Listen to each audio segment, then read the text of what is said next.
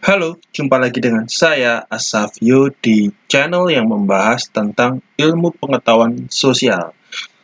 Pada kesempatan sebelumnya saya sudah membahas tentang cara menghitung tingkat kepadatan penduduk. Maka pada kesempatan sekarang ini saya akan membahas tentang apa yang mempengaruhi kepadatan penduduk. Tapi sebelum lanjut, silahkan simak iklan berikut ini. Jangan lupa like, komen, dan subscribe ya, karena subscribe itu gratis.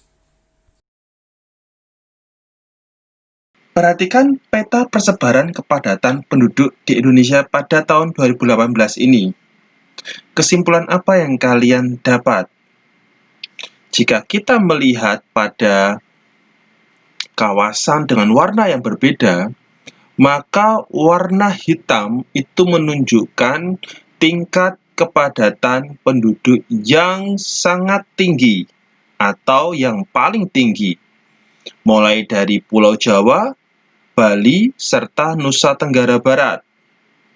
Sementara itu, tingkat kepadatan penduduk yang paling rendah itu terdapat di kawasan Papua dan juga hampir semua kawasan Kalimantan. Sementara di Pulau Sumatera dan Pulau Sulawesi itu tingkat kepadatan penduduknya mulai sedang dan juga agak tinggi karena menunjukkan warna merah muda dan juga coklat. Ini coklat atau orange ya, coklat ya. Nah, karena di sini kita bisa perhatikan bahwa kepadatan penduduk yang paling rendah berwarna putih ya, bukan putih sih, apa ini? Tapi yang jelas yang paling terang ini. Paling paling padat itu adalah yang paling gelap. Nah, tentu kita ingin tahu apa sih yang menyebabkan wilayah Jawa, Bali, dan Nusa Tenggara Barat itu memiliki tingkat kepadatan penduduk yang sangat tinggi? Mari kita perhatikan. Tentu saja ada banyak faktor yang mempengaruhi.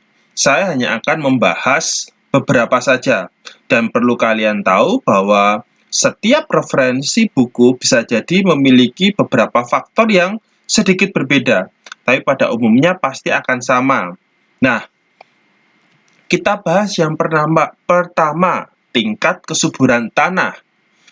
Apa hubungannya antara kepadatan penduduk dengan tingkat kesuburan tanah?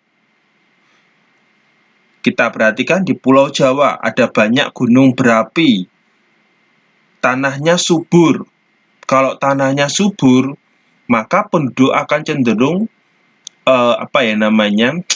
dia akan cenderung bisa memiliki anak banyak dan dia cenderung tidak akan terlalu khawatir dengan makanannya karena makanannya bisa didapatkan dengan lebih mudah karena tanahnya itu sudah bisa menghasilkan banyak.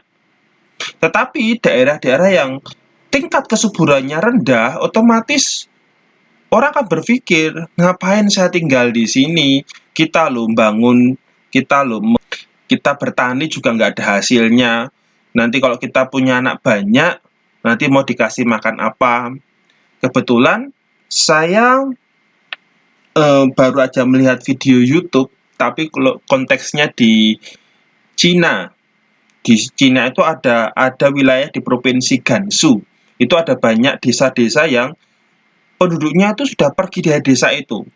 Dalam satu sekolah hanya ada 3 murid, yang lainnya sudah nggak ada karena desa itu sudah terpencil, kemudian juga tanahnya itu juga tidak cukup baik untuk ditanami. Apalagi kalau sudah musim kemarau, itu sudah tambah parah. Nah, semakin tinggi kesuburan tanah, maka penduduk di sana juga akan semakin banyak. Penduduknya semakin banyak entah karena banyak orang yang datang ke tempat itu untuk bercocok tanam, atau juga karena tingkat kelahiran yang sangat tinggi. Faktor yang kedua adalah faktor iklim. Kalau kalian memperhatikan daerah-daerah dengan iklim yang baik, dalam hal ini daerah yang tidak terlalu panas atau daerah yang tidak terlalu dingin itu adalah lokasi yang paling cocok untuk ditinggali. Makanya di daerah-daerah seperti daerah tropis, itu penduduknya akan padat sekali secara alami. Karena memang daerahnya itu mendukung. Nah, tetapi coba bandingkan di daerah gurun, di daerah kutub, itu penduduknya sedikit sekali. Karena memang dengan kondisi daerah yang ekstrim seperti itu, tentu saja orang untuk tinggal di sana itu juga akan berpikir. Seperti di Mesir itu hampir 95% atau hampir seluruh penduduknya itu tinggalnya hanya di sepanjang Sungai Nil saja yang bisa mencukupi kebutuhan mereka. Daerah gurun pasirnya itu kosong, hampir kosong, bukan kosong total. Tetapi kan tidak imbang, pada wilayahnya itu hampir semuanya adalah wilayah gurun pasir. Faktor yang ketiga adalah pusat pemerintahan. Kalian coba perhatikan, Jakarta sebagai ibu kota negara, Bandung, Surabaya, Semarang, Medan, Makassar, kemudian mana lagi? Jogja, Denpasar. Kota-kota ini mereka menjadi pusat pemerintahan, entah itu di tingkat provinsi atau juga tingkat negara. Karena daerahnya itu sebagai pusat pemerintahan, otomatis banyak orang yang akan tinggal di sana. Pegawai-pegawai pemerintahan tinggal di sana. Tentu saja ini memang sebenarnya berkaitan dengan kebijakan penduduk di negara itu, kebijakan negaranya. Tapi kebetulan di Indonesia, daerah-daerah yang menjadi pusat pemerintahan itu selalu memiliki penduduk yang cukup besar. Karena misalnya ada perekrutan pegawai di tingkat pemerintah, misalnya merekrut 100 orang saja. 100 orang punya anak, istri, keluarga, mereka akan dibawa ke daerah pusat pemerintahan itu. Sehingga akhirnya daerah itu menjadi padat. Walaupun mungkin kawasannya kecil. Kita bahas faktor berikutnya, yaitu banyaknya fasilitas pendidikan. Ambil contoh, kalau di Indonesia itu fasilitas pendidikan itu seperti di Jogja, kemudian di Bandung, kemudian di Malang. Nah, daerah-daerah yang banyak tempat pendidikannya itu akan membuat orang untuk datang dan tinggal. Awalnya mereka adalah pendatang yang ingin sekedar kuliah atau menempuh pendidikan di tempat tersebut. Tetapi pada saat sudah lulus, ternyata mereka ingin tinggal di sana, mencari pekerjaan di sana. Nah, jadi awalnya daerah itu yang sebelumnya sepi menjadi makin lama makin ramai. Nah, jadi fasilitas pendidikan ini bisa mempengaruhi penduduk untuk datang ke situ sehingga akhirnya tingkat kepadatannya juga menjadi naik.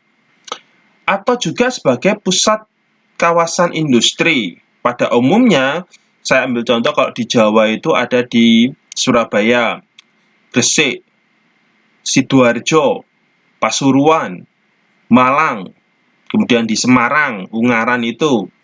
Nah, daerah-daerah yang banyak kawasan industri otomatis akan menarik banyak orang untuk datang ke situ juga. Kembali lagi, awalnya mereka datang hanya untuk bekerja. Katakanlah itu pabrik itu pegawainya 1.000, 2.000 orang. Awalnya hanya untuk bekerja. Kemudian mungkin mereka ngekos atau ngontrak di kawasan itu. Tapi seiring berjalannya waktu, mereka memutuskan untuk tinggal di daerah tersebut. Sehingga daerah yang sebelumnya sepi, akhirnya menjadi ramai. Akibat banyaknya orang yang tinggal di sana. Kemudian juga ketersediaan prasarana jalan. Misalnya, satu daerah yang sebelumnya sepi, penduduknya sedikit, tapi kemudian pemerintah membangun infrastruktur jalan menuju ke kawasan itu. Wah, karena kawasannya itu mudah dijangkau, mudah diakses, akhirnya orang tertarik untuk tinggal di sana. Karena di situ mungkin mulai dibangun perumahan-perumahan. Cepat, pelan, tapi pasti daerah itu akhirnya menjadi padat penduduknya. Nah, kalau nggak ada sarana jalan, mungkin orang akan berpikir, ngapain saya tinggal di situ? Mau kemana-mana susah, jalanannya rusak, jelek. Tapi kalau sudah ada jalan tol dan juga jalan-jalan yang lain sehingga aksesnya menjadi mudah, maka daerah itu yang sebelumnya sepi menjadi ramai. Ini semua adalah faktor yang mempengaruhi kepadatan penduduk. Nah, apa sih dampak kepadatan penduduk? Dampaknya tentu saja ada banyak sekali. Yang pertama, persaingan di dunia kerja itu semakin ketat. Betul, memang dengan jumlah penduduk yang besar, lapangan pekerjaan yang disediakan juga besar, tetapi yang menjadi peminatnya itu juga semakin banyak, sehingga tingkat persaingan dalam mendapatkan satu pekerjaan itu akan menjadi lebih tinggi. Kalau kalian tidak bisa mengupgrade diri kalian atau tidak memiliki nilai lebih, otomatis kalian akan kalah dalam persaingan untuk mendapatkan pekerjaan ini. Apalagi dampak berikutnya, munculnya pemukiman kumuh. Saya yakin kalian pasti sering melihat tempat-tempat yang seperti ini. Ini bukan perumahan dan tentu saja juga bukan kampung. Pada umumnya, pemukiman kumuh itu selalu berada di lokasi sepanjang sungai atau mungkin juga sepanjang rel kereta api, kemudian juga apalagi ya, rel kereta api, sungai. Kawasan-kawasan yang sebelumnya itu kawasan kosong dan itu milik negara. Orang-orang yang tidak bisa memiliki tanah di kota misalnya, mereka akan mulai membangun rumah secara ilegal di kawasan-kawasan seperti itu. Nah, nanti kita akan abaikan dulu apakah akhirnya izin diberikan atau tidak, tapi karena kesusahan dalam mencari tempat tinggal, akhirnya cari tempat kosong walaupun itu milik negara, yang penting bisa didiami dulu. Dan itu tidak hanya satu atau dua orang, tapi ada banyak orang. Sehingga ini pasti akan menjadi masalah. Karena yang namanya pemukiman kumuh akan membawa akibat masalah-masalah sosial yang lain. Kemudian juga kita akan perhatikan, kalau penduduknya sangat padat, ya otomatis mau nggak mau kualitas lingkungan menurun. Contohnya gimana? Ya, misalnya sampah. Sampah yang dihasilkan juga sangat besar. Kemudian polusi udara itu juga menjadi semakin besar karena semakin banyak alat transportasi yang digunakan oleh penduduknya. Nah, ini kualitas lingkungannya menjadi turun. Padahal air sungai ini kan biasanya kayak di Surabaya itu air sungai digunakan sebagai sumber air minum. Tapi kalau misalnya air sungainya itu buruk kualitasnya, ya kalian bisa bayangkan apakah itu layak untuk digunakan, dalam arti untuk dikonsumsi. Beberapa murid saya yang pernah menggunakan PDAM, mereka kalau untuk konsumsi minum dan masak, mereka beli minuman galon seperti itu, tetapi air PDAM-nya hanya digunakan untuk seperti mandi, seperti itu aja. Mencuci piring, jadi tidak untuk dikonsumsi. Kemudian dampak yang lain adalah stabilitas keamanan terganggu. Maksudnya bagaimana? Stabilitas keamanan ini contoh paling gampang misalnya tingkat pencurian, pencopet. Nah, pencurian ini kan berkaitan dengan keamanan, karena orang jadi khawatir kalau tiba-tiba dia itu dirampok misalnya. Kenapa kok terjadi perampokan? Ya, tentu saja dengan jumlah penduduk yang sangat besar tadi, tidak semua orang bisa mendapatkan pekerjaan, kemudian juga mungkin ada yang akhirnya menganggur, mau tidak mau mereka untuk survive, mereka melakukan tindakan pelanggaran seperti itu. Kalau ternyata terjadi tingkat perampokan, pencurian, copet yang sangat banyak, berarti kan situasi keamanan di daerah itu juga akan menjadi terganggu. Yang sebelumnya itu baik, terjaga, tapi gara-gara sering terjadi perampokan, menjadi polisi atau pihak aparat harus lebih waspada misalnya.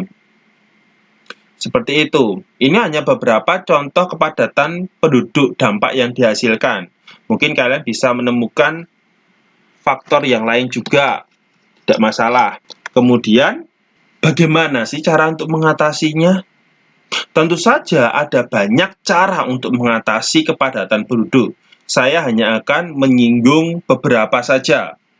Yang pertama, melengkapi fasilitas sosial di pelosok desa. Apa kaitannya?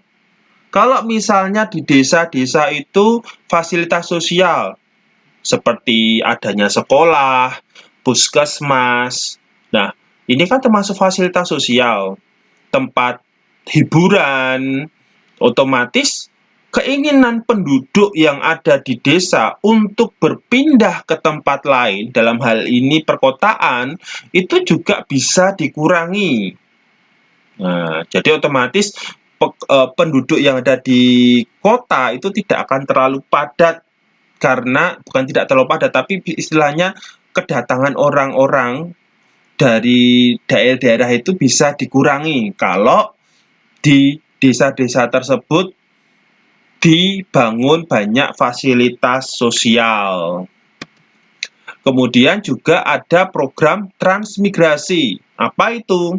Sederhananya, program transmigrasi adalah program untuk memindahkan penduduk dari daerah yang padat penduduknya ke daerah yang jarang penduduknya.